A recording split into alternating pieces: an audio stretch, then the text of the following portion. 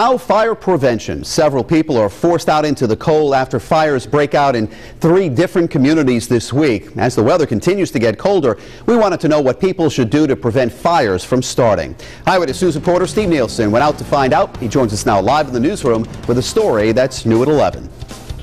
This has been the first real cold snap of the winter season. Across Rhode Island, there's been an uptick in the amount of fires. So we talked to fire officials to find out what can be done to prevent it from happening to you. Flames destroy multiple homes across Rhode Island this week. Cold spell came in, and you notice there's a little bit of an increase in fires. Wednesday in Woonsocket on Cass Ave, 8 people were displaced when this roaring fire started in the basement, and officials say it burned all the way to the roof. My neighbor came and yelled for everybody to get out of the house because of fire. The next day in Warwick, authorities say a father and his 2 young children lost their home to flames.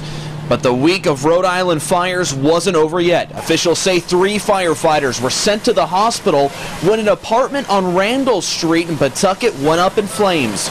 The cause for all these fires hasn't been determined yet, but fire officials say scenes like this are all too common in the winter. The price of heating oil is pretty expensive, so they try and find alternative means to heat their house a little cheaper. That means heaters like these get used a lot more, and if not used properly, it could lead to big trouble. Now, an important piece of advice to prevent these flames: just call the fire department immediately at the sign of trouble. People will attempt to put out what they think is a small fire, and then by the time they do get to call us, it's a lot larger than it should have been. Officials also tell us if you aren't sure if your smoke detectors are working, you can have the fire department come and check them out to make sure you're safe. Live in the newsroom, I'm Steve Nielsen, Eyewitness News.